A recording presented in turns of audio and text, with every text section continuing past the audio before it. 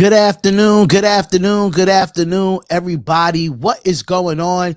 Everybody, what is going on? It is your boy Darion, and we are live. Today is Friday, June 2nd, man. Friday, June 2nd, 2023. And we're back with another episode of the Darion Hopkins Show. I look like I'm going to be by myself today. I'm not too sure if I'm going to be by myself today, but hey, make sure y'all comment, like, and subscribe to the channel. We are on the YouTube channel on the Darion Hopkins Show. And make sure you check us out on all social media platforms, which is Twitter at DHopkinsShow, Instagram at DHopkinsShow, and Facebook at DHopkinsShow for all your latest news, reels, and stuff around the sports league, ladies and gentlemen. Shout out to everybody that's watching. Shout out to everybody that is here. I really absolutely appreciate each and every one of you being here on the Darion Hopkins Show from Monday through Friday. It is a short week in some ways because we did take Memorial Day weekend off. So now today is Friday, June 2nd. Now I just want to put this out there for everybody before we get into any of the topics and talk about the NBA Finals in Game 2. Just want to let everybody know if you want to go to any live sporting event, concerts, or anything of that nature that actually does something live in a concert, make sure you go to SeatGeek.com and use the promo code DHopkins to get $20 off your first purchase. So make sure you go to SeatGeek.com and go to the promo code and use DHopkins and get $20 off your first purchase. And make sure you go over to Bet Us. If you are in the sport betting world, you'll receive 125% of your sports book upon the initial deposit. So make sure you go to the link in the description to get your special offer. So shout out to Bet Us and shout out to SeatGeek for making that two partnerships for the Darion Hopkins Show. But before we get into anything else, make sure y'all listen to us on all audio platforms as well. Make sure you leave us a review on Apple Podcasts, iHeartRadio, Amazon Music, Spotify. Make sure you leave us a heart. Make sure you follow us on all of those at the Darion Hopkins Show, where every single audio podcast will be uploaded day to day from Monday through Friday. But thank y'all so much for tuning in to the live stream last night for Game 1 of the NBA Finals.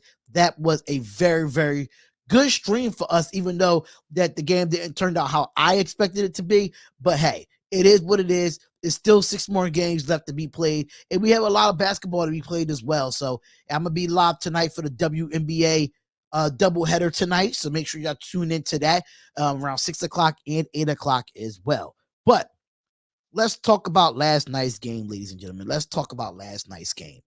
And that was the Miami Heat going into Denver against the Denver Nuggets, ladies and gentlemen. And like I said on the live stream before, and I'm going to be completely honest, like I said on the live stream before, I was not impressed by Denver's defense. I just was not impressed. They won 104, and Denver won 104 to 93. We understand offensively the Miami Heat did not attack the basket enough, but I was not impressed with Denver's defense. And the reason why I say that, just looking at it from the game schematics in itself, it was too many wide open shots Denver gave up that Miami just couldn't hit. So for me, it's not about how you defend the Nuggets. It's all about how to convert off of runs. And when Miami went on runs, they gained confidence in here. They gained confidence in the game. When Kyle Lowry pushed the up tempo, that's where I think you have to start getting out in transition. If you are the Miami Heat, you have to get out in transition. You have to get out on fast breaks because they're all not going to get back at one time. And that's how Miami was able to get on them 10-0 and 11-0 runs within the game. Because people saying, oh, Denver should have beat Miami by 20, 25 points last night. But they did. They only beat them by 11. In the NBA, 11 points is not a lot of points. And you got to look at it from the box score where Max Strus missed. He missed 9 threes last night. And just imagine if we would have made 6 of those 9 threes. I think we would have a different ball game. And Sebastian Gonzalez, I have to say, he did make shots. If you look at Bam Adebayo, he out of everybody else, he shot the most out of all of them. Bam Adebayo had 26. He led the league with 20. He led the team with 26. 13 of 25 from the field, 13 rebounds, 5 assists, and 26 points. That was Bam Adebayo's stats.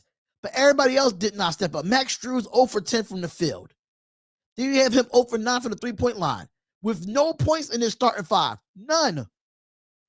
And then you have Gabe Vincent with 19, 7 of 14 from the field, 5 of 10 from the three. He needed help. And then you go to, we already talked about Bam Adebayo, and then you look at Caleb Martin. One of Caleb Martin's worst games of this playoffs. He was 1 of 7 from the field, 1 of 2 from the three-point line with only 3 points. And then you look at Jimmy Butler. You got to be more aggressive. 6 of 14 from the field is not enough for me in the NBA Finals. It's just not. It's just not enough for me to see enough from Jimmy Butler. So for me to see this, right, and look at this box score, he had 7 assists, 7 rebounds, and 13 points. He got to be more aggressive. If Miami wants to try to win a game in this series, they got to be more aggressive. There's no way you finish a whole game when you only going to the foul line twice. That's unacceptable. But Duncan Robinson, only 3 points. He was 1 of 6 from the field. 1 of 5 from the three-point line.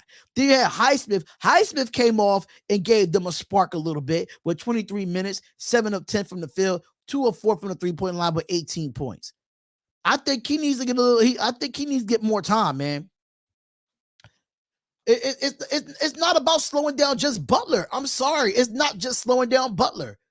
It's not just. If you look at the game, y'all really have to look at the game. Denver's defense is not that good. People can say what they want. I'm not hating on Denver Nuggets because offensively they're great. It's hard to defend them. But if you look at the shots that was being missed by Miami, just imagine if those shots was falling. We'll be talking about a different ball game here. We'll be talking about like a 5-point loss or a 3-point loss or a 4-point loss. But when you shoot 13 of 39 from the three, you're not going to win games like that. You're not. You're not going to win games like that. And if you look at the team stats when it comes to this, the team stats, it shows you how good, how so-called great the Denver Nuggets defense is. Let's break that down. Butler can be the biggest key all he wants, but he still needs to be the guy to go to. Yes, absolutely. But they didn't really shut down Jimmy Butler. What they really did was he was missing shots. He was giving up wide open shots to get everybody else open. The guy only shot, 14 times the whole game? That's not enough. That's not enough for a Jimmy Butler at all. If you go look at the highlights and look how wide open Miami was, from Struz to Robinson to Butler to Gabe Vincent, none of those guys could make shots where they were wide open. Simple as that. But if you look at it here, right, Miami was shooting 40% from the field. What that got to do with Denver defense? That's not good defense. If even Miami shooting 40% from the field, that's not good defense. I mean, Denver was 8 of 27. Denver was 8 of 27 from the three. And Miami was 13 of 39. They both shot terribly. From the three. But this is the stat that gets everybody. The reason why Denver won this game. Miami went to the free throw line twice. They were only 2 for 2 at the free throw line when Denver was 16 of 20. 16 of 20. That is the circle stat for me when it comes to this game. That means Miami was not attacking the basket. That means they was not driving to the basket to get fouls, because I even said it on the live stream in itself. I said it on the live stream that if Miami wants to win this game, they got to get the Denver Nuggets in foul trouble. You have to. You got to get them in foul trouble. And there's no way in hell that you only go to the foul line twice. Now, Jimmy Butler, I was like, he has to stop pump faking in the game 7 against the Boston Celtics. Now it's time to do that because you had length. You have to drive to the basket. You have to, my fault. You have to drive to the basket, get them off their feet, give a good pump fake in attack. You have to do that. Shooting the way y'all shot 39 times from the three-point line, that's not how you're going to beat the Denver Nuggets. You have to drive to the basket on them. You have to get them in foul trouble. And you notice when Jokic is in foul trouble, that means they have to take him out, and Miami will have a better chance if he could get Jokic in foul trouble. Miami will have a chance. but you got to be a little bit more smart about it if you're Eric Spoelstra in the Miami Heat. Now, on Denver's part, Denver didn't do nothing wrong. Yeah, they play okay defense, but they scored. They couldn't miss a shot. Agreed. Especially when it comes to the mid-range, because they three-pointers, they was only 29.6 from the field. I mean, not from the field, for the three-point line. So when it comes to that schematic there, 43 to 45 rebounds. Not dominant from Denver. Let's keep honest here. 29 to 26 assists. That's Denver. A little bit more assists than Miami, which is not bad. 5 steals for Miami, 4 for Denver. Not bad at all. Blocks. They both have 4 blocks each.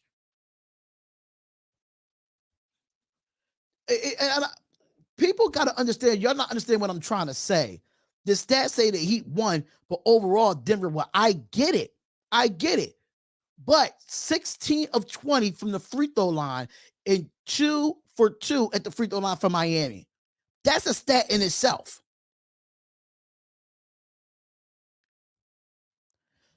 This is how you fix attacking the basket. If you look at the times they did get baskets in the paint, if you look at it, you have to swing the basketball. You have to move the basketball. If you notice you go into a pick and roll and you roll Bam Adebayo to a foul line, they think he's going to shoot it. That's why you have a backdoor person.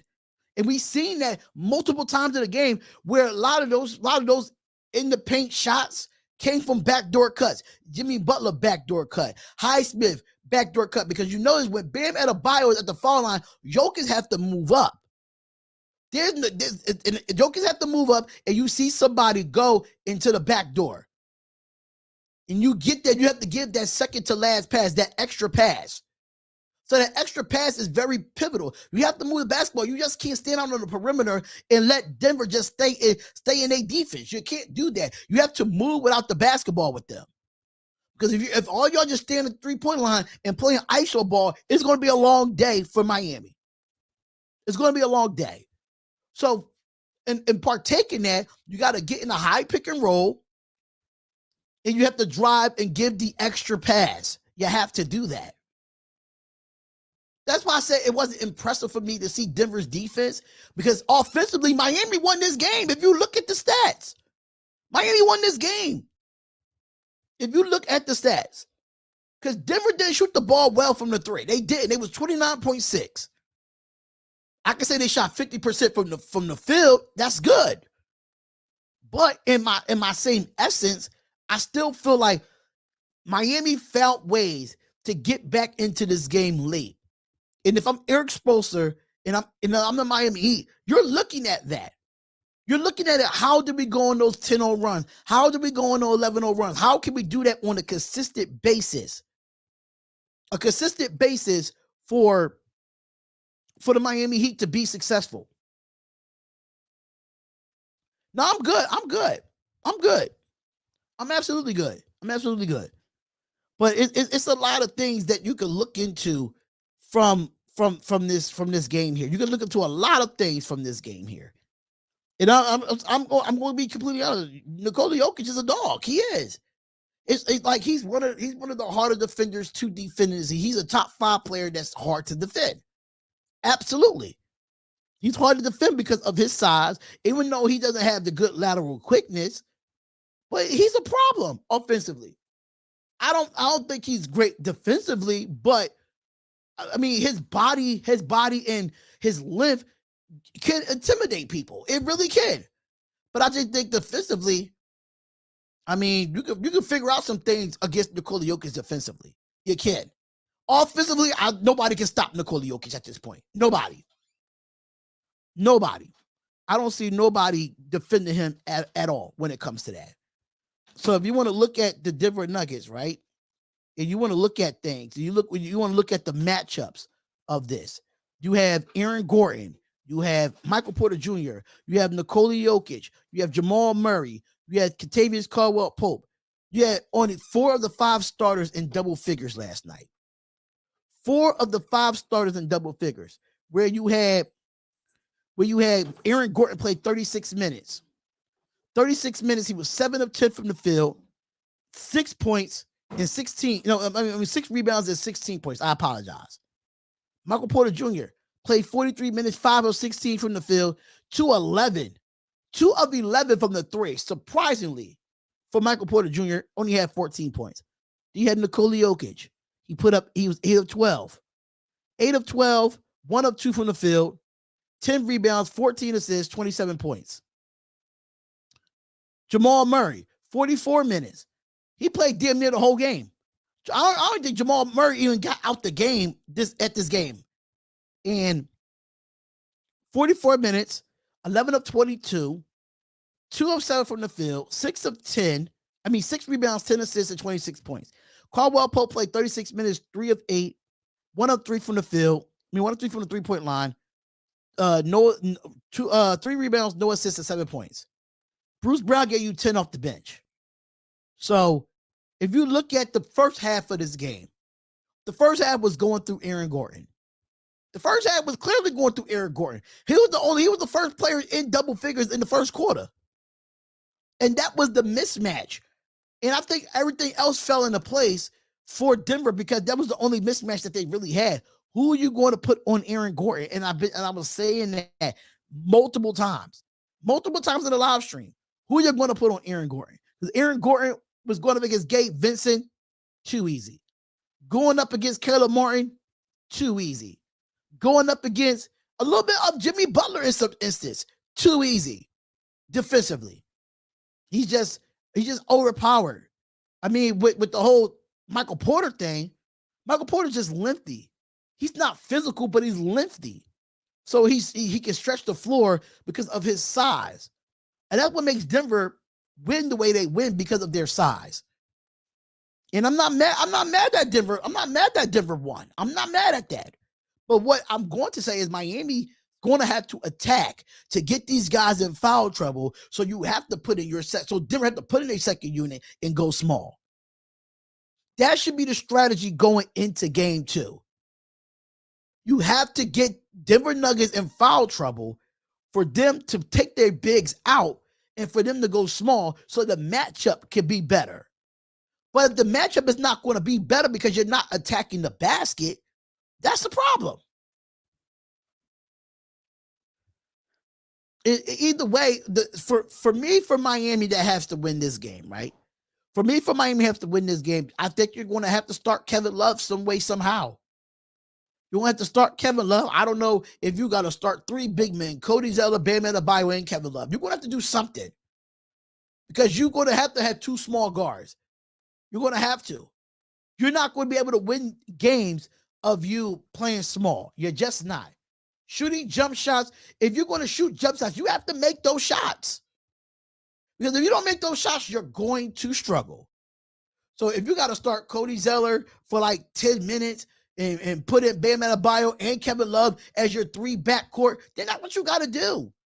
That's what you got to do. I don't know. I mean, that's the only thing that I can really think of. For real. That's the only thing I can really think of because if you look at this Miami Heat team, in the offseason, they have to go bigger. You're not going to be able to win championships if you do not get a bigger center. You really could if you go out and get a center that could be just as dominant as a rim protector and have Bam as the power forward, why not? That means you got 2 bigs for the offseason. But this is where Miami is a lot of mismatches going on with them. A lot of mismatches. And Max Strus, you're a bum. Simple as that. Max Strus, you're a bum. You're a bum. You've been a bum. Yeah, you hit all the shots that you hit in the game 7 of the Boston Celtics game, but you didn't do a goddamn thing in game 1. And if everybody go back and look at the highlights and look how wide open Miami was. Miami was wide open on many a corner shots, many a shots from the perimeter, and they just was not falling. So Isaiah Washington said, my city's Atlanta Dream WNBA squad is fire. Are you doing a live game for the women's this year? Actually, I have 2 live games set up tonight. When the Atlanta Dream plays the Las Vegas Aces tonight at 8 o'clock. And at 6 o'clock, I'm doing the New York Liberty versus the Chicago Sky. I'm actually doing both games tonight on this channel. So make sure you tune into that. But, Denver only shot 29.6% for the field and shot 50% from the field and 29.6 from the three. But this is what got to happen in game 2 for Miami to win this game. This would have to happen for Miami. They have to shoot the basketball better. They have to get out in transition. They have to go up tempo. And just try your best to defend the Denver Nuggets. That's the only 3 things I got for game 2. Because if you shoot the basketball and you start shooting it at a high quality shots and a high percentage, you could beat in this game in game 2 against Denver. It will not be a walk in the park. But they have to shoot at a high percentage and make shots when they're open. They have to get out in transition on defensive rebounds, to get out in fast break to get easy baskets, and try your best as a team collective to defend the Denver Nuggets as a whole. It's not going to be easy because Denver is at home, but you have to find some way, somehow to strategize as a team to defeat the Denver Nuggets in those 3 categories. That's it. So if Tyler Hero comes back in game 2, fine by me. I don't know how healthy he is. They saying by game 2, they trying to get him to start, shooting around with having some physicality with him. But I don't know. Tyler Hero, hopefully he could be back for this series. It basically give them a boost as far as ball handling wise as well, because Tyler Hero can ball handle a little bit. So it's going to be a lot. It's going to be different to see. But we're going into almost the first half of this, and I want to go into the next topic, which is talking about what Jimmy Butler said that he urges to attack in game 2. And I need this to be completely honest here. You said that Jimmy Butler, I understand that you're Jimmy Buckets, you're Hemi Buckets, you're playoff Jimmy and all that stuff. I get it. But the fact you said that you it's time for you to attack in game 2, why you couldn't attack in game 1? That was nerve-wracking to me. Why you didn't attack in game 1? Because if you would have attacked in game 1, you probably would have had a lot of them Denver Nuggets players in foul trouble if you would have attacked the way you did. And that's been the problem with Jimmy Butler in the last couple of games, even going back to the Boston series. The outside of game 7 in the first 3 games. Where's the attack mode? Where is the guy that got you here? Yes, I'm calling you out, Jimmy Butler, because you didn't do nothing for this Miami Heat team last night. You was very assertive. You was very conservative in your shot selection. And I understand you want to get it to the open man. I get it. But it's been times where you was open and you passed it up to make the extra pass. And I understand that logic completely. I do. But you're Jimmy Buckets. You take whatever the defense is given to you and you attack. So you gotta understand. You gotta understand what being said. You have to attack. Because if you don't attack, it's gonna make you look like you soft. And I know you're not soft, Jimmy Butler. I know for a fact that you're not. You're absolutely not soft. So let's keep it honest here. We know you're not soft. And Daniel saying Celtics would have played better. I disagreed. I don't think the Celtics would have played better. If the Celtics would have played better, they would have been in the finals right now, if we're talking about that. If the Celtics would have played better, they should have beat Miami in game 7. They should have been down 3-0. If we're talking about if Boston could have played better. Boston couldn't play better in the Eastern Conference Finals. That's why they lost. Simple as that. No. We're not going to give the excuse about Tatum being hurt. They should have been down 3-0 from the rip. Let's keep it real. We all know that the Boston Celtics was the number 2 team in the Eastern Conference, one of the top 5 teams in the NBA. And they shouldn't have been down 3-0. They shouldn't have lost their first 2 games at home. So we're not going to sit here and act like that, because Jason Tatum was hurt. That's a less of an excuse. You have 2 home games in game 1 and game 2, and you let Miami take the life out of you in those first 2 games. It shouldn't have been a game 7. Let's be honest. It shouldn't have been a game 7.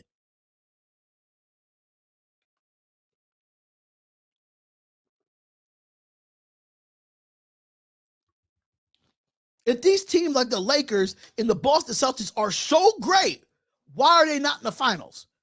Why are they not in the finals? Oh, because LeBron played on a hurt foot? LeBron wasn't going to sit out. Let's keep it real. LeBron was not going to sit out. Jason Tatum sprained his ankle the first play of Game 7, which it shouldn't have been a Game 7, but it happened. It happened. But we make an excuse for Jason Tatum because he got hurt in Game 7 where it shouldn't have been a Game 7? Give me a break. Give me a break. Give me a break. I'm not too. I mean, like, come on, man. Let's keep it real. Let's keep it real. Either way, it's going to be a mismatch, but Miami has to find ways to win outside of the way they played going into this NBA Finals. They're going to have to do some things differently.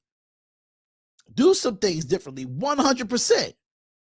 So, and 13 of 19 from on a three-point line and 2 free throw attempts. You're not going to win basketball games like that if you're in Miami. You're just not.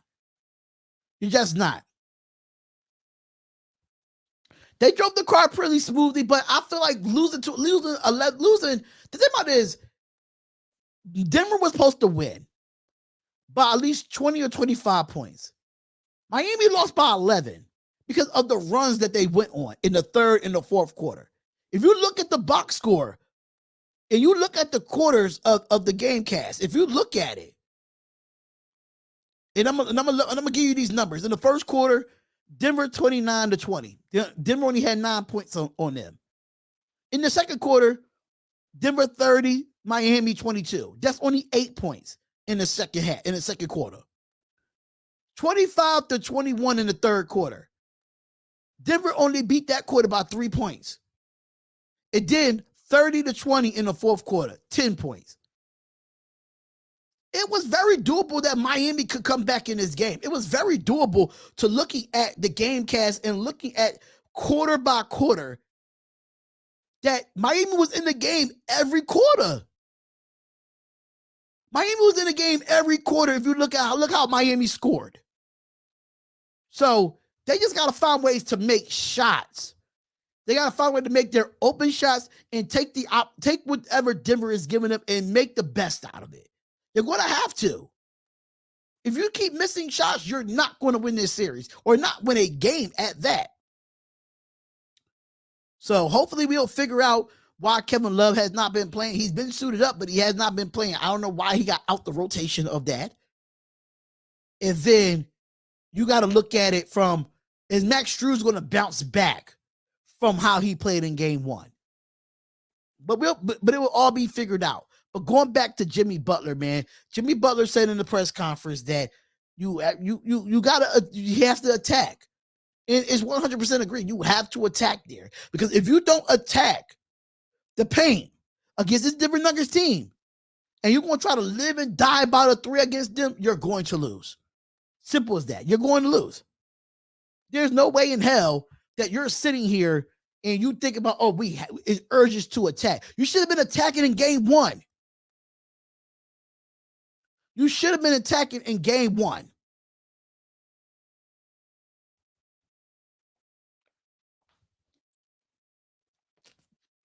And Haywood Highsmith had 18 points off the bench. 18 points. They came in and played some critical games. It played some critical minutes and got some points. Defensively, he was pretty good as well.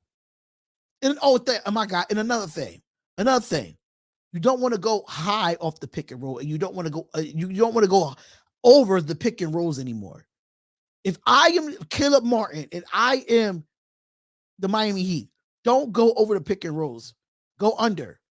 Go under the pick and roll. You have to go under in some ways, but it's hard to do that too because Jamal Murray is so athletic. He could go back and forth laterally. You're going to have to be on your P's and Q's against Jamal Murray in the pick and roll, in the 2-man game.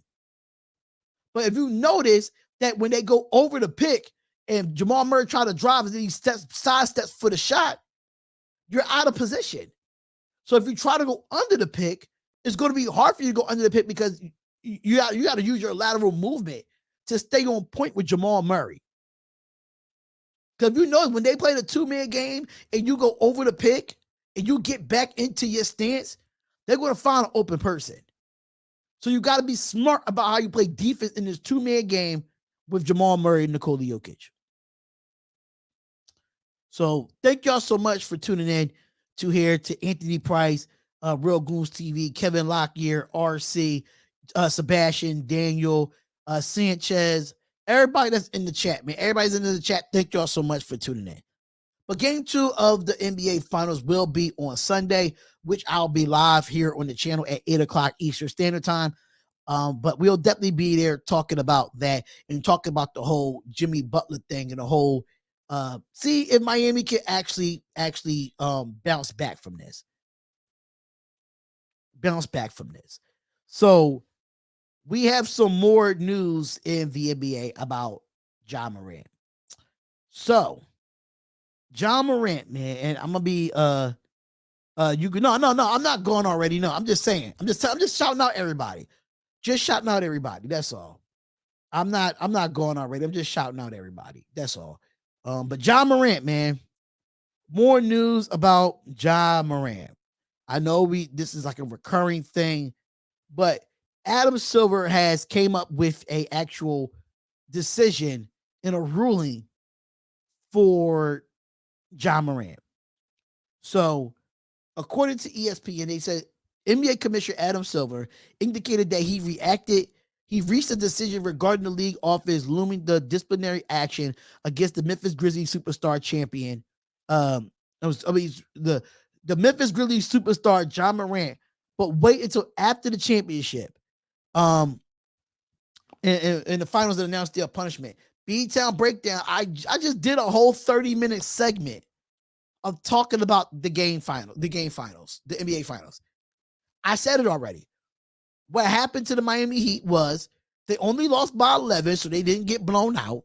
That's one. Number 2, they didn't shoot the ball well. Number 3, they didn't get out in transition enough. And number 4, Denver was making shots and making their opportunities better because Miami wasn't making theirs. That's it. But after the championship has been crowned, the finals will announce his punishment. So the Grizzlies suspend Ja Morant on May 14th, pending the league review after a video on social media circulated showing an all-star brandishing a firearm. Now, the NBA has suspended Ja Morant for 8 games after the similar incident in March. After that, Ja Morant traveled to New York to meet with Adam Silver. Other than the officials discussed the issue.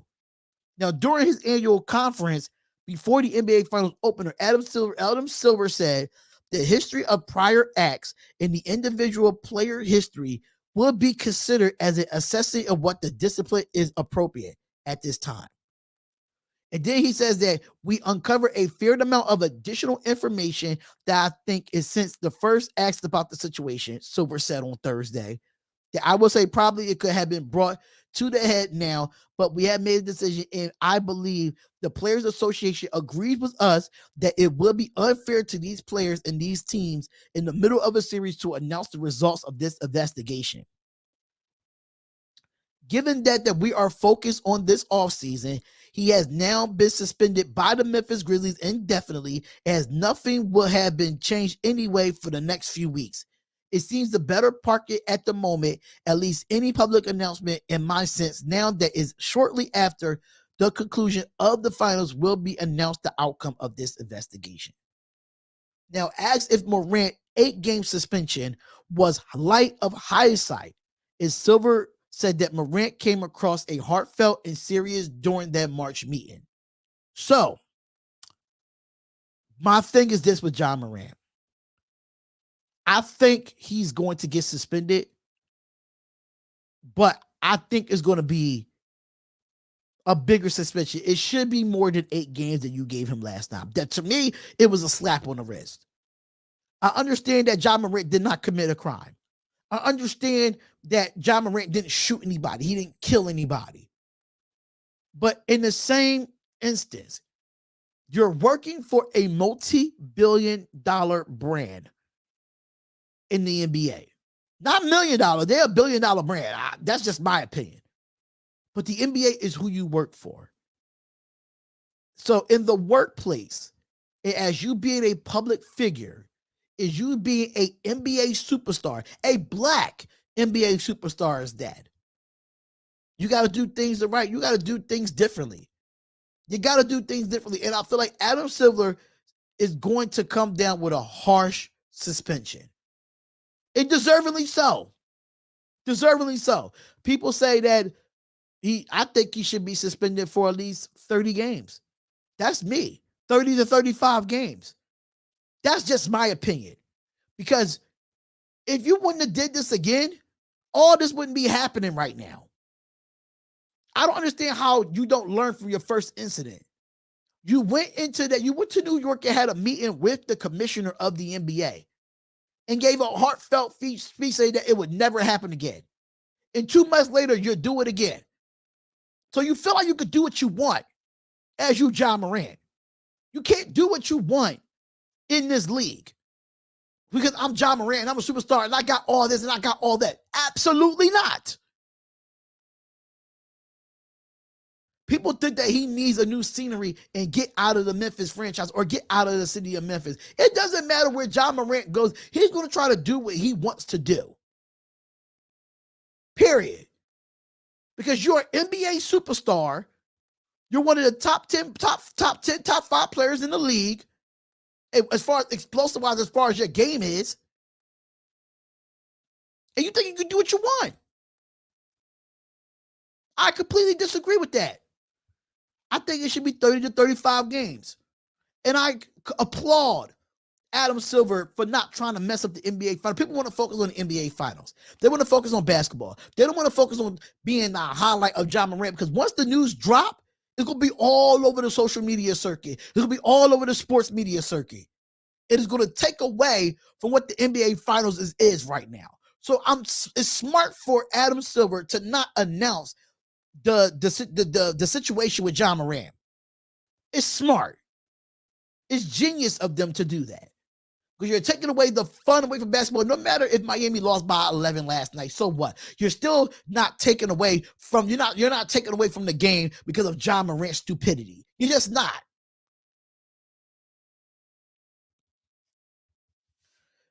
Kids look at you as a role model, even though I had the discussion before.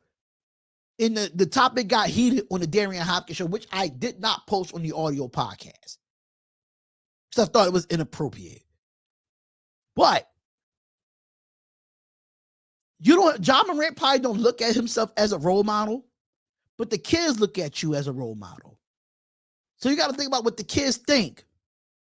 If you're gonna be holding all these basketball camps and holding these charities or holding these community service type of stuff, you don't have to have the actual words in your name. John Morant is a role model, but that's what kids are talking about in the neighborhoods. Kids are talking about in the streets. John Morant is a role model to me.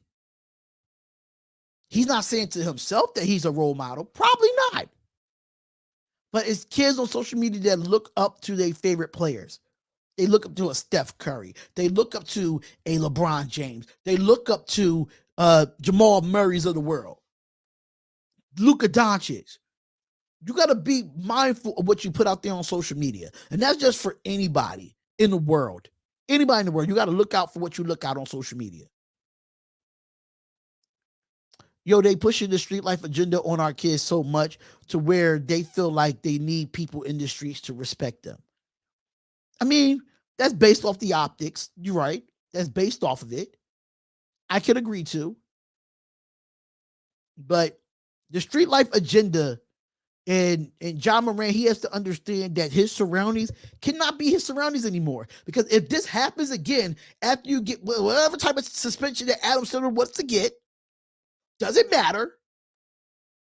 This better be your last straw. Because Nike still kept you. Powerade still kept you. They giving you a third chance. For real. They gave you a second chance. They're going to give you a second chance. But you cannot do this again. So I guess the addiction of John Morant to play young Dolph and NBA Youngboy and lead the thug life is more important than using his talents to lead him to his family to a generational wealth. Shaking my head. Agreed. He's definitely going to be suspended. But I know that they're not going to talk about what's the length of the suspension and how long the suspension will be. They're not going to talk about that right now. And I commend Adam Silver for doing that.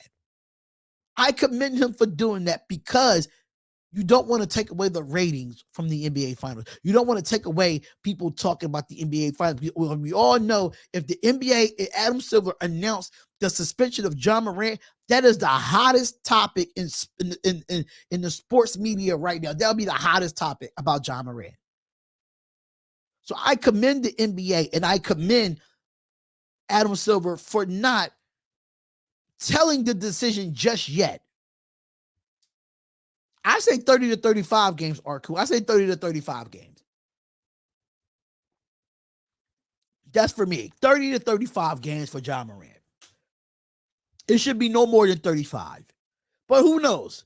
He might be suspended for a year without pay. He might be suspended for 50 games without pay. Who knows? Who knows? Exactly. John, you need to have 2 strikes. You have 2 strikes and you need to cut ties with people you're bringing you down. Agreed. Exactly. 100% agree. John Morant got to get it. John Morant got to get it together, man. John Morant has to get it together. If you give him 35 games and he does it again, then what? He's done. He's out of the NBA. He's done. 35 games with no pay. And he can't be at the Denver Nuggets facility. That's my suspension if I'm Adam Silver. 35 games with no pay. And he can't come to any of those 35 games. He has to go get help in those 35 games. He has to go through therapy. He cannot be in that facility around those guys. He can't be. He has to get things straightened out for him because you're hurting the team. The team is not hurting you. You're hurting the team. So we're going to talk about the whole Jimmy G thing as well. We're going to talk about that. I'm going to get into that as well. But that's just how I see it. I see it as John Morant, 35 games, go get help within that suspension and don't give him no pay. Real help. Not no 3-day at a place that he said he went to. Exactly. Suns got a new coach. All right now. So let me go see who's the new coach. Hold up now. Let me see. Who's the new coach here? All right. So who is the new coach? I don't see it. Wow. So breaking news, ladies and gentlemen. Thank you to Anthony Price with the breaking news. The Suns are planning to hire Frank Vogel as the franchise next coach, tell sources to ESPN. The Suns are starting to work out on a long-term deal. Vogel bring in his 2021 NBA title in the history of constructing high-level defenses. Frank Vogel is the new coach. So, well, the coaching. So who is? Anybody took the Toronto Raptors coaching job? That's the question I need to ask. Did anybody take the Toronto Raptors coaching job? Because if they didn't, it should be Doc Rivers or Mike Budenholzer for the Toronto Raptors. I don't know if Toronto Raptors have a coach yet, but Doc Rivers and Mike Budenholzer do not have jobs yet. And it's interesting. So much for Mark Jackson, right? So who did Toronto hire? Let me see the coach. Let me see the coaching vacancies real quick. Give me 1 second. Let me see the I don't think Toronto has a new coach yet. Did Toronto Raptors hire a new coach? So actually, I don't see anything. But I don't see them. I didn't see Adrian Wojnarowski post anything about Toronto having a new coach. I remember when Vogel coached my Pacers, LOL. Yeah, true. But I think the Toronto job is really the most, I think the Toronto Raptors job is still out there. And I think Doc Rivers or Mike Budenholzer might be one of those guys. I don't think Toronto hired a new coach. I thought Doc Rivers was going to take the Phoenix Sun job. That's what I really thought. And Doc Rivers and Frank Vogel was the top two candidates for the Phoenix Suns job. If Doc Rivers don't get a job this season, he's going to take a year off and he's going to come back until somebody else get fired. That's what's going to happen. Because Joe Mazzulla, I'm surprised he's remaining the Boston Celtics head coach. D-Hop would love to. D-Hop, who would you like to get to coach the Toronto's young team? It would have to be. It's not really too many coaching candidates out there left, in my opinion. Never mind. Nick Nurse is the new Philly coach, I think. Yes, he's the new Philly coach. So right now, Toronto does not have a coach. So if I am the Toronto Raptors, I'm looking at Mike Budenholzer and looking at Doc Rivers. You're looking at those two right now. Because I think that's the only vacancy that's left that's in Toronto. So Toronto has to figure out who they want as a coach at this point. So that's breaking news, ladies and gentlemen. Breaking news in that instance. So that's actually what happens here. So make sure y'all hit that like button and subscribe to the channel, man. It's the Darion Hopkins Show, man. We're definitely here. We're definitely live for a great podcast here. It's not really too much to talk about, but we're going to get into some more things anyway. And this is a question that it's not really too much to talk about as far as NBA. Would you take Becky Hammon there? Becky Hammon is not going to leave the Las Vegas Aces at this moment. She's just not. Not in the middle of a season. She's just not going to leave the Las Vegas Aces after winning a WNBA championship.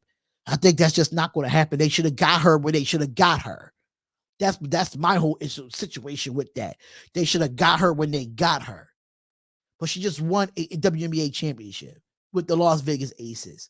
So I don't see her leaving right now with the type of money that she's making right now. I don't see her leaving, but you just never know. You never know somebody's really dream. You don't know. But, I mean, I don't think they would take Becky Hammon, though. I don't think they would. And I said this on the show yesterday, like, I want them to start looking at female coaches more seriously in the NBA because you have a lot of them on as assistant coaches or on the staff in itself. And they can coach really well. And Becky Hammon has raised the bar for that. She definitely raised the bar for it. But will she leave a championship team to rebuild a Toronto team? I don't know. That's tough to do after you win your first professional championship in professional sports, which is the WNBA is a professional sport. It's hard to leave that. It's really hard to leave that to go build a Toronto Raptors team. But could she be a fit for the job if she was offered? Absolutely. No brainer. She would definitely be a top candidate for the Toronto Raptors if she was available. Simple as that. Of the Clippers and the team doing Ty Lue dirty right now, I don't know how they doing Ty Lue dirty right now. Ty Lue is really for me, for the Clippers, is out of Ty Lue's hands. Because you can't keep Paul George and Kawhi Leonard on the floor. You got the surrounding pieces. Just those two cannot be on the floor. And I would not be surprised if they break up these two players real quick. I would not be surprised if they break up these two real quick. I would not be surprised at that. I wouldn't be. But just to get into the second hour of the show, it's not really too much to talk about today on this Friday. More news is coming out. If more news come out, please let me know. I would love to talk more about it. But Frank Vogel is your new head coach for the Phoenix Suns, according to Adrian Wojnarowski of the NBA. So let's get into a little bit of the NFL, ladies and gentlemen. And I want to get into a little bit of the NFL because y'all know I don't want to just talk about NBA all the time. And I don't want to be throwing the NBA down your throats. Pause. But when it comes down to the NFL, a lot of news have came out. And a lot of concerning news, especially with my Las Vegas Raiders, which I'm tired of talking about them. I am so tired of talking about them. But we got to talk about it. We got to talk about it. What Josh McDaniels says in his press conference yesterday. That's what I'm saying. Kawhi and PG can't stay healthy at all. It's got to be tough on, bro. That's exactly it. D-Hop. Yeah. It's not Ty Lue's fault that they can't win. You went on and got a Westbrook that Westbrook you can tell that he can actually play with a team that actually wants to play with him. You've seen that when he got traded to the Clippers. And if you could put Kawhi Leonard and Paul George and Russell Westbrook all on the floor at the same time, they could definitely be a threat in the West. They definitely can be. But Kawhi Leonard, gotta stay healthy. Paul George is starting to fade away from his career. He looks like he's going to retire soon because he can't stay on the court. Not even in the regular season, he can't stay on the court. So I feel sorry for the Clippers at this point because they got a talented team. So for me, the Ty Lue got to figure out something, or the organization have to figure out something to go along with Kawhi Leonard and Paul George at this point. But Josh McDaniels has no anxiety over the Raiders quarterback situation. Now, I know I don't like talking about the Raiders on this channel because I have another channel that talks about the Las Vegas Raiders. But this is according to ESPN that the Las Vegas Raiders coach Josh McDaniels said Thursday that he's not concerned about the reports and rumors that his new starting quarterback, Jimmy Garoppolo, might not be able to play this season. Then he quotes and say, "I have no anxiety," McDaniel said. "You guys may have anxiety, but I have no anxiety. I'm not going to put the timeline or day on anything." Garoppolo, who joined the Raiders for a 3-year, $72.75 million contract on March 17th, also signed a waiver/release in place of a physical because of his injured left foot that he suffered December 4th while playing for the San Francisco 49ers. He underwent surgery after signing the Raiders and has not been at practice on the field with the team during voluntary OTAs, although Garoppolo has been in the building. The Raiders hope to have him available at the start of training camp as he continues to rehab. Now, in Garoppolo's introductory news conference was postponed the day in March, presumably after the Raiders found issues in his foot that had him sign the waiver. Asked that day that he shed light on the delay, the injury player, a part of Garoppolo, said, "No worries." I mean, I was just talking language and things of that. But no, both sides, I think I knew. I wanted to get it done. So it was very collaborative. Actually, just us coming together. Now, Jimmy Garoppolo is getting an $11.25 million signing bonus that was also converted into a base salary, giving him $22.5 base salary for 2023. And lending the credence of the notion that the Las Vegas Raiders could part ways with him and should not be able to pass the physical before the season begins. And asked why we have no anxiety regarding the quarterback position, Josh McDaniels smiled. He said, "Don't worry about things that I can't control," McDaniel said. "I have very good information that tells me we're going to be fine, and you know what I mean? So again, nothing has happened, and what changed that that's why I feel the way I feel." So Brian Hoyer, who has experience in McDaniel's system for some time with the New England Patriots, has entered his 15th season, signing with Las Vegas as a free agent this past offseason, and has been taking first-team reps and also drafted Aiden O'Connell out of Purdue in the 4th round and returned a second player of Chase Garbers. Okay.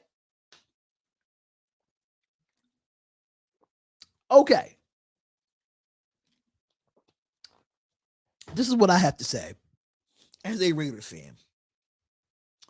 Las Vegas Raiders fans, and I'm going to be completely honest with you here. You knew about this before you signed Jimmy G. You knew that Jimmy G had a foot injury that he hurt back on December 4th playing for the San Francisco 49ers. You knew that he was going into surgery in March when you signed him on March 17th. And you knew once he signed that contract, he signed a waiver/release papers in that contract stating that you can release him at any time due to that injury if he does not pass the physical. So now all of it is coming to light, which it should have been at light because we already knew that he was already an injury-prone quarterback when you gave him $72.5 million. Let's keep it honest. You knew when you gave him that contract, you knew that he was hurt. He was not going to be ready for OTAs. You knew. And everything's coming to light from the media to talk about it. But Josh McDaniels, you said you have no anxiety? None? So that means you have your trust in Brian Hoyer, where a guy that has some successful years, but not all these successful years. You got him taking first team reps instead of Aiden O'Connell. That's a younger guy that you should definitely get first team reps with if we don't have Jimmy Garoppolo. But you have no anxiety. You have no concern right now as a head coach. You should have concern because this is the guy that you wanted. You wanted Jimmy G. And you got him, and now he's not available to you again. He wasn't available to you when he got hurt in New England, and now he's not available to you now. So stop the madness. You should have anxiety. You should be concerned because what if he gets released? And what if he's not 100% by training camp? What if he's not 100% by week 1? What is your next move, Las Vegas Raiders organization? What is your next move? Because you don't have one. You had no plan. You didn't put no plan in place just in case hypothetically something happens to Jimmy Garoppolo. And you got to get a Brian Hoyer? A Brian Hoyer? Where's way better quarterbacks right now in the second round of free agency? That's better than Brian Hoyer at this point. You really just killed the season. If Jimmy Garoppolo can't come back this year at all. So you not having no anxiety, Josh McDaniels, is something totally stupid. It's stupid. Mark Davis, I don't know what you got Josh McDaniels doing in that building, but something has to be fixed. Because Jimmy G is the reason why that he's not out there right now because he got hurt this time before. We get that. We all knew that he had the injury. But we didn't know that he got surgery in March around the same time that he got signed. So why would you sign a guy that got surgery in March and you sign that man in March? I'm confused. You gave him all that money for what? You gave him all that money for what? For what reason? It doesn't make no sense. It makes no sense. So you say that you don't have no anxiety, but the fans should have anxiety because we want to win. Raiders fans want to win. Oh, yes, they do. They want to be just win, baby. They want to go back to commitment to excellence. But now everything is being swept under the rug now. And it got to go, man. It makes you think twice about, exactly, definitely make you think twice about a locker room.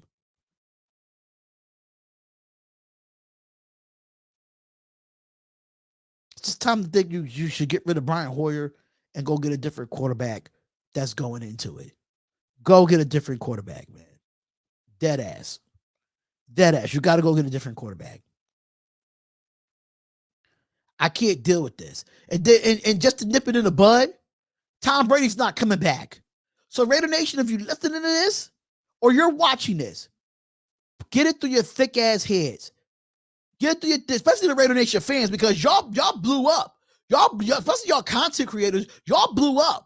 Y'all blew up talking about, oh, Tom Brady's going to come down from his ownership to be the quarterback. He already said it on an ESPN interview that he's not coming back. He's happy where he's at. He's tired of getting beat up. He's tired of getting hit.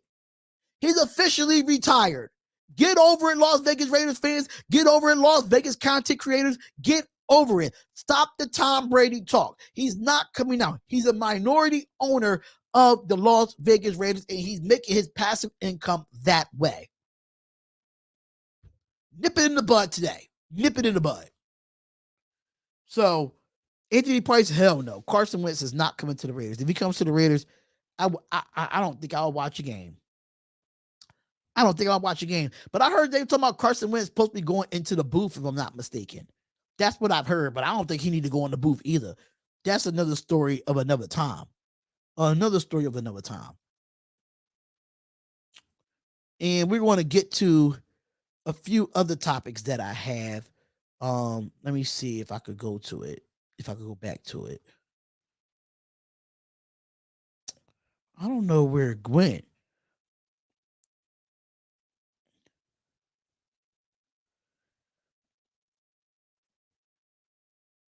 I just had that joint, man.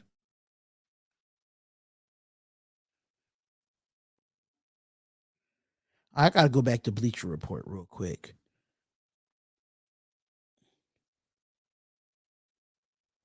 I think it was on Bleacher Report, if I'm not mistaken. But yeah, man, make sure y'all hit the like button and subscribe to the channel. This podcast is not going to be too long. This podcast would not be too long. I made sure of that.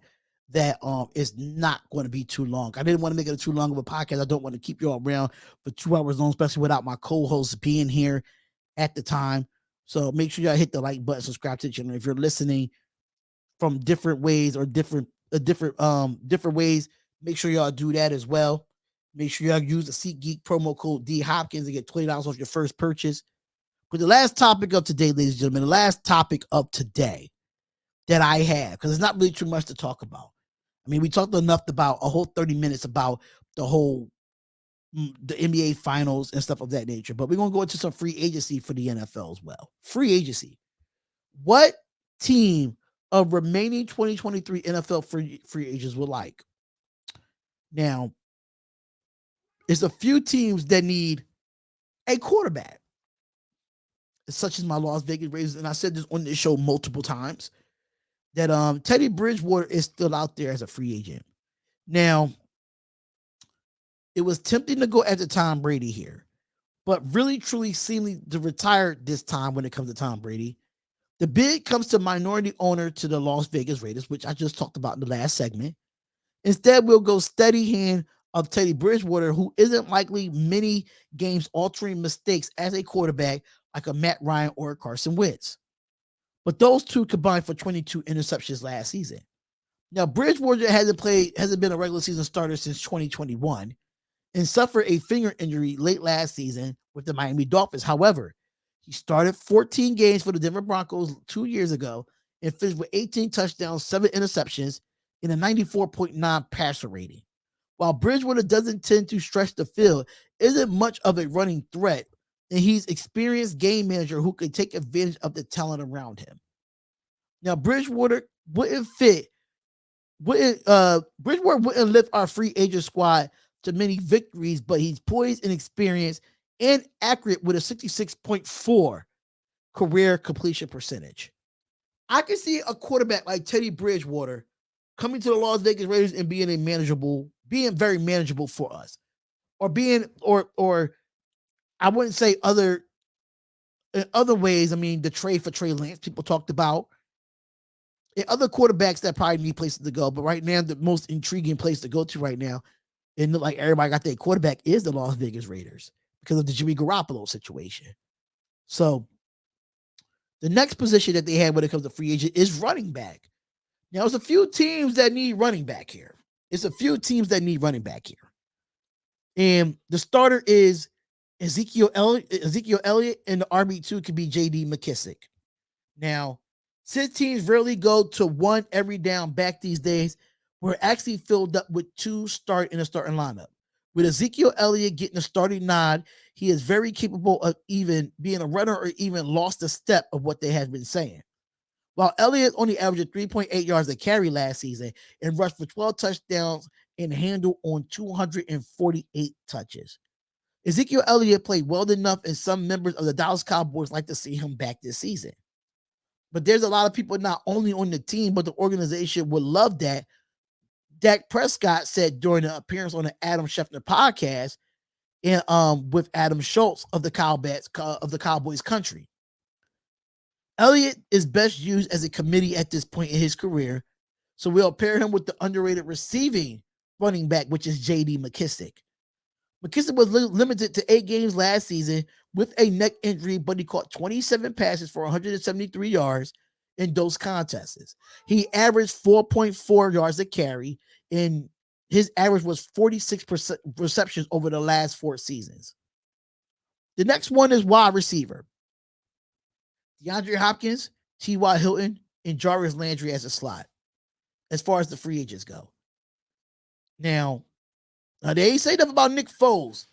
They ain't say nothing about Nick Foles, Anthony Price. They said nothing about Nick Foles, so I don't know. But Arizona Cardinals officially released DeAndre Hopkins on Tuesday. There is some debate about the 5-time Pro Bowler can still provide an offense. We all knew that the Buffalo Bills said they're not going to sign DeAndre Hopkins.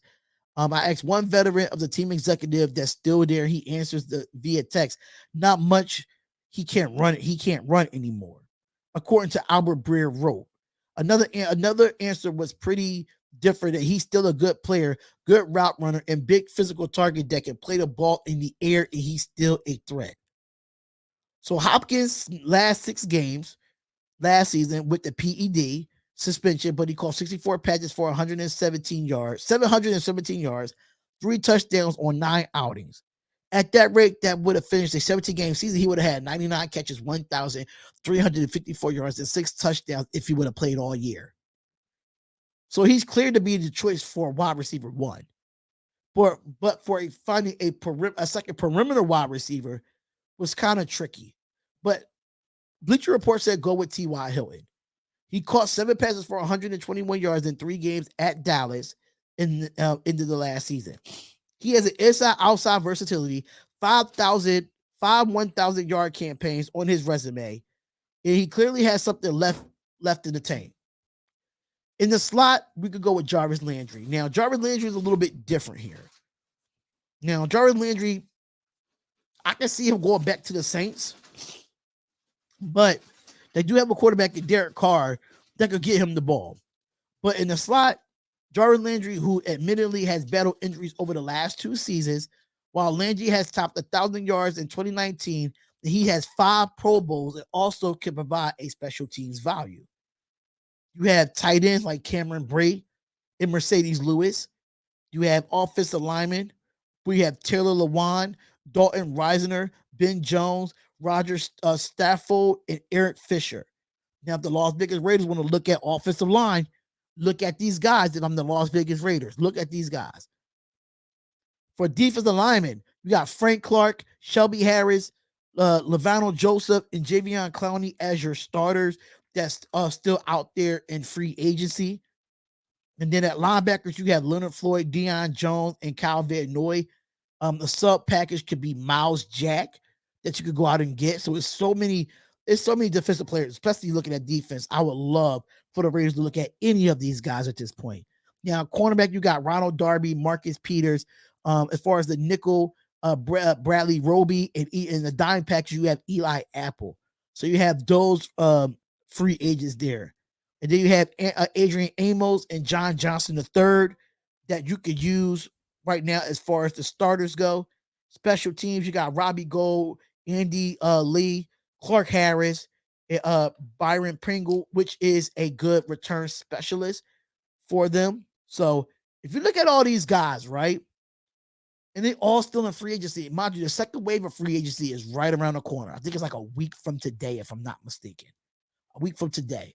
So if I'm looking at these players that I see that's still available, any NFL team can pick up some more depth at certain positions on the offense and defensive line. Only particularly I'm saying my Raiders because we need a lot of defensive players. We need some defense to be more impactful this year. We need an offensive line that's going to protect Jimmy Garoppolo if Jimmy Garoppolo is there. Basically. My fault. We do have one more topic of the day. Absolutely. We do have one more topic of the day. But these are the free agents that can actually use an impact on somebody's team right now. So when that second wave of free agency comes around, And we all know what's going on with these running backs with Derrick Henry, Josh Jacobs, Saquon Barkley, and those guys. We got to see what's going on with their franchise tags. Are they going to sign it or what? What they're going to do right before training camp. So there's a lot of questions that need to be answered. But I see Teddy Bridgewater could be going to a Las Vegas Raiders instead of and get rid of Brian Hoyer or Chase Garbers, one of those guys. But in my opinion, they should go out and go get him. And some other offensive players like offensive linemen like Dalton Reisner, Taylor Lewan. That's another guy from the Buffalo Bills that's no longer with them. Go out and get some guys, man. And hopefully your favorite teams can look into these free agencies as well when a second wave of free agency comes along. So last topic, and it's still an NFL topic, and it's about Lamar Jackson. This is the one topic that I forgot to talk about. Lamar Jackson and the Baltimore Ravens. What does Lamar Jackson have to do? Let me turn my hat to the back for this one. Because I'm going to tell you a few things what Lamar Jackson had to do to silence his critics. Lamar Jackson had to silence his critics this way and this way only. He has to beat Patrick Mahomes or Joe Burrow in the AFC championship game. Plain and simple. It's plain and simple. You have to beat the top quarterbacks in your conference, not just in your division, but in your conference. Because if you look at the Justin Herbert, you look at Deshaun Watson going to come back for a full season. It might be electric with the Cleveland Browns. You got Patrick Mahomes. You got Joe Burrow. Now you have Lamar Jackson. You got Josh Allen. You have those guys that's coming in. Those guys are good. And you want to put yourself in the same company as Josh Allen, Joe Burrow, Patrick Mahomes. You want to put yourself in that. So for you to silence your critics, you went out and got Odell Beckham. That hopefully he can stay 100% through the whole year. You went and drafted Zay Flowers, which is dynamic. I've watched him play at Florida State. Dynamic player. You went and got yourself a solid wide receiver in Nelson Aguilar, which his best season was with the Las Vegas Raiders. He didn't do nothing when he got the bag in New England. He didn't do nothing when he was in Philadelphia. But Derek Carr made him a better wide receiver. So you went out and got him. Now, the Ravens defense still is getting older. They got to get a little bit younger. They did sign Rock Ya-Sin. But when it comes down to it, Lamar Jackson has to silence his critics. He's going to have to win in the playoffs. He's going to have to win against good teams in the playoffs. He has to win against a Joe Burrow. He has to win against a Patrick Mahomes. He has to win against a Josh Allen to be put in those categories with them. Because they got to get to an AFC championship game this year. That's just my expectations for the Baltimore Ravens. Because, mind you, Lamar Jackson got the bag. That's not the problem anymore. You got him wide receivers, and you got him one of the best tight ends in the league, and Mark Andrews. That's not the problem anymore. So what is the problem? Is it coaching? Or is it what? But Lamar Jackson is going to have to silence his critics by beating Burrow, Mahomes, and Josh Allen. Probably a Justin Herbert, if Justin Herbert could get to the playoffs. He's a young quarterback that's trying to get over that hump too. I put him in the same category as Lamar Jackson because of them not winning in the playoffs. Not winning in the playoffs or even getting to the playoffs. But as talent-wise, they're different. Talent-wise, they're completely different. But Lamar Jackson is very dynamic. I understand that. But he's going to have to lead this team to an AFC championship game and beat one of them in the AFC championship game or beat one of them in the divisional. But you got to beat these quarterbacks if you want to be considered the cream of the crop. You really have to. You got the cream of the crop money. You just got to show it on the field now. That's it. All you got to do is really show it on the field. It's not that hard to do. Well, I mean, I wouldn't say that. I'm not a quarterback. I don't know how to play quarterback. I know the game of football. I've never been a quarterback before, but I know the mechanics. I used to be an offensive coordinator. I get it. But you're going to have to figure out ways to get Lamar Jackson, get him some running backs so he don't have to run the ball as much. If you could trade for a Derrick Henry or trade for a Saquon Barkley. You're not trading for Josh Jacobs. That's absolutely absurd. You're not doing that. Even with Saquon Barkley, absurd as well. So when it comes down to it, you have to figure out what other pieces on this offense that you're going to need to help Lamar get over the hump and silence his critics. Silence his critics. But make sure y'all hit that like money, man. Make sure y'all hit that like button and subscribe to the channel, man. It is the Darion Hopkins Show. I want to thank y'all so much for tuning in to another episode of the Darion Hopkins Show. It's been fun. It's been real. And I want to be here all day. You said Mr. Beast is giving away 200K. Let me be honest with you, Real Tagoons TV. I did that before and I haven't won. I believe that he's want to give out 200K. I do. And I'm gonna try it now. I'm gonna try it and see what happens. Because Mr. Beast, he's good. Don't get me wrong.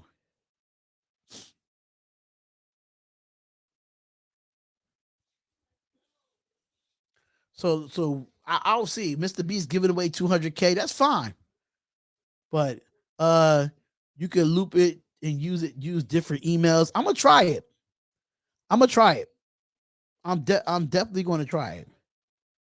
But we'll see what happens. We'll definitely see what happens. But thank y'all for tuning in to another episode of the Darion Hopkins Show. I know it's a little bit short. I completely agree with that. But still, I'm here. And we'll be back on Monday with the crew.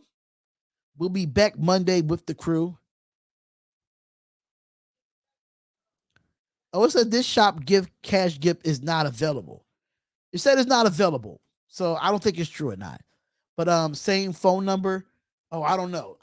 But thank y'all so much for tuning into another episode of the D Hopkins Show. It's been good. It's been real. Happy Friday to everybody. I want to make sure everybody has a great Friday. Everybody has a great day today.